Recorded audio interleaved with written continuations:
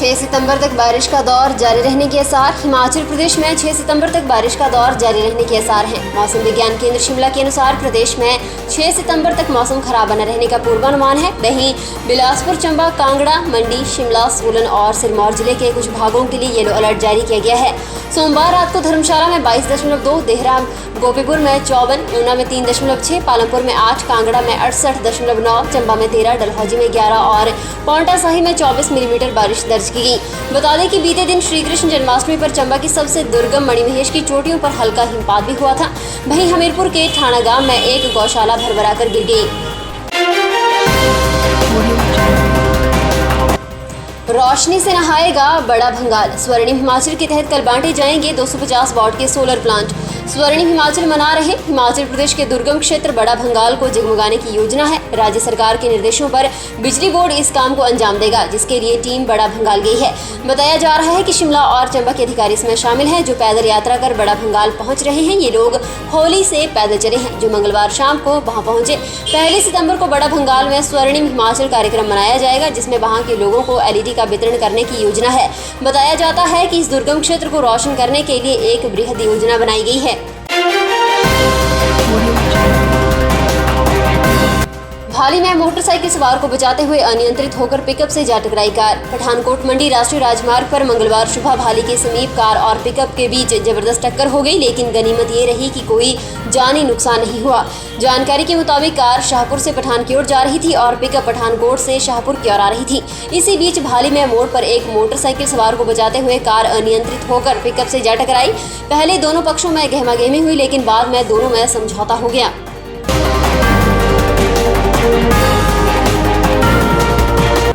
लाहौल स्पीति के सिसु में ट्रक ने सड़क किनारे खड़ी कार को मारी टक्कर, एक की मौत। लाहौल स्पीति के सिसु में केलांग से मनाली जा रहे ट्रक और कार की टक्कर हो गई। हादसे में ट्रक चालक की मौके पर ही मौत हो गई।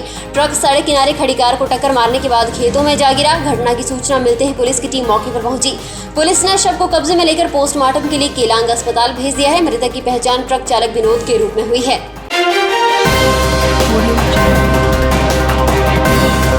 हिमाचल प्रदेश के जनजातीय क्षेत्रों में पंचायत चुनाव का बज गया है बिगुल। हिमाचल प्रदेश के जनजातीय क्षेत्रों में पंचायत चुनाव का बिगुल बज गया है। राज्य चुनाव आयोग ने मंगलवार को प्रदेश के जनजातीय क्षेत्रों में पंचायती राज संस्थाओं के चुनाव की अधिसूचना जारी कर दी है। इसके तहत लाहौल स्पीति के उदयपुर और केलांग उपमंडल में ग्राम पंचायत, पंचायत समिति और जिला परिषद के चुनाव होंगे। वहीं काजा में जिला परिषद और चंबा के पांगी उपमंडल में ग्राम पंचायत और पंचायत समिति के चुनाव होंगे।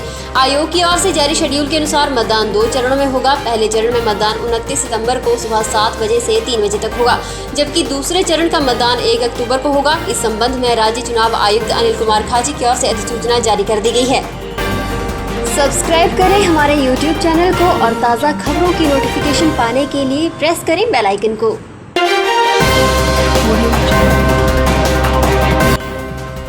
सब्जी मंडी सोलन में इस साल लहसुन का 24.6 करोड़ रुपए का कारोबार। हिमाचल प्रदेश की सब्जी मंडी सोलन में इस साल लहसुन का 24.6 करोड़ रुपए का कारोबार हुआ। अगस्त महीने तक मंडी में 34,378 क्विंटल लहसुन बाहरी राज्यों को सप्लाई किया गया। पिछले वर्ष 32,000 क्विंटल लहसुन से 23 करोड़ का कारोबार हुआ था। कोविड के बीच किसानों को लहसुन के अच्छे दाम मिले हैं। सब्जी मंडी में लहसुन ग्रेड के हिसाब से 40 से 120 रुपए किलो तक भी बिका है। प्रदेश के लहसुन की दक्षिण भारत की मंडियों में भारी मांग है। इस साल केरल, कर्नाटक, आंध्र प्रदेश और तमिलनाडु भी लहसुन भेजा गया है। पुरुषों की ऊंची कूद में भारत को 2 मेडल। टोक्यो पैरालंपिक में भारत के सिहराज ने पुरुषों की 10 मीटर एयर पिस्टल स्पर्धा के फाइनल में कांस्य पदक जीत लिया है, जबकि मनीष नरवाल ने खिताबी मुकाबले में निराश किया और दूसरे राउंड से बाहर हो गए। इससे पहले महिलाओं की 10 मीटर एयर पिस्टल स्पर्धा में भारत की रुबीना फ्रांसीसी फाइनल की रेस से बाहर हो गई।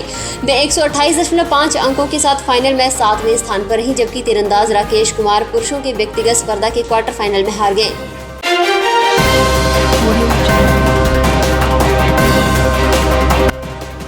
दुबई में आयोजित यूथ एशियन विश्व बॉक्सिंग चैंपियनशिप में किन्नौर की बेटी स्नेहा ने जीता medal. Youth Asian world boxing championship में हिमाचल प्रदेश के किन्नौर जिले की युवा बॉक्सर स्नेहा नेगी ने 66 किलोग्राम वर्ग में इंडिया को रिप्रेजेंट करते हुए फाइनल मुकाबले में यूएई की बॉक्सर को हराकर गोल्ड मेडल जीतने में कामयाबी हासिल की है। इस जीत से न केवल किन्नौर का नाम रोशन हुआ है बल्कि देश दुनिया में भी भारत का नाम गौरवान्वित हुआ है। युवा बॉक्सर स्नेहा नेगी ने इस बड़ी मुकाम के पीछे अपने कोच श्याम रतन नेगी और अपने पिता मनोज नेगी और माता सर्जन देवी का सहयोग बताया। स्नेहा नेगी की इस बड़ी जीत पर डीसी किन्नौर आबिद हुसैन सादकी ने स्नेहा और जीएसडब्ल्यू और एकेडमी को धन्यवाद किया है। उन्होंने बताया कि स्नेहा नेगी की इस कामयाबी से हमारा स्टेट गौरवान्वित हुआ है।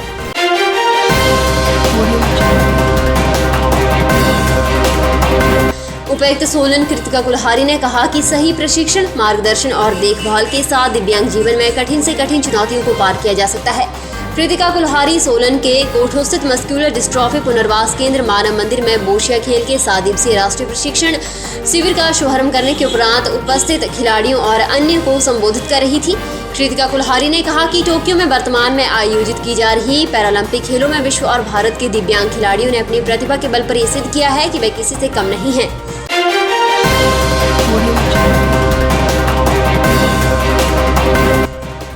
मुख्यमंत्री जयराम ठाकुर ने कहा, राज्य ने कोविड टीकाकरण की पहली खुराक का लक्ष्य 100% किया है हासिल। हिमाचल प्रदेश ने 18 वर्ष से अधिक आयु वर्ग के लोगों को कोविड-19 टीकाकरण की पहली खुराक के 100% लक्ष्य को प्राप्त करने का गौरव प्राप्त किया है, जिसके लिए प्रधानमंत्री नरेंद्र मोदी ने राज्य सरकार को बधाई दी है और लोगों को वर्चुअल माध्यम से संबोधित करने के लिए स्वीकृति प्रदान की है। प्रधानमंत्री 6 सितंबर को राज्य के कुछ अग्रिम पंक्ति के कार्यकर्ताओं के साथ संवाद भी करेंगे, जिन्होंने इस लक्ष्य को हासिल करने में अतुलनीय कार्य किया है।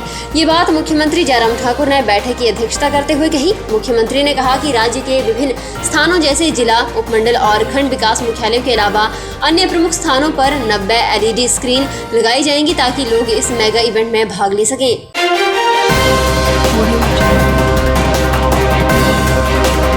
मुख्यमंत्री जयराम ठाकुर 2 सितंबर को ऊना जिला में स्थापित किए गए 3 ऑक्सीजन प्लांट का वर्चुअल लोकार्पण करेंगे। इस संबंध में जानकारी देते हुए उपायुक्त ऊना राघव शर्मा ने कहा कि मुख्यमंत्री जयराम ठाकुर रामपुर से प्रदेश में अलग अलग स्थानों पर स्थापित किए विभिन्न ऑक्सीजन प्लांट का शुभारंभ करेंगे, जिनमें से 3 जिला ऊना में है। उन्होंने कहा कि क्षेत्रीय अस्पताल ऊना में 1000 LPM, हरोली में, पालकबाह में 500 LPM क्षमता के ऑक्सीजन प्लांट लगाए गए हैं, जिनका लोकार्पण किया जाएगा।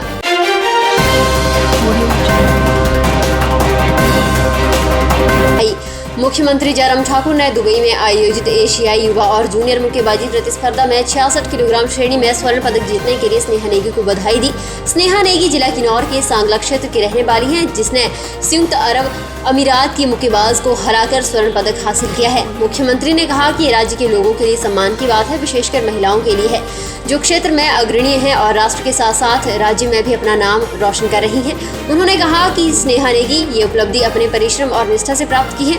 उन्होंने स्नेहा नेगी की उपलब्धि के लिए उनके प्रशिक्षक और अभिभावकों को बधाई दी है।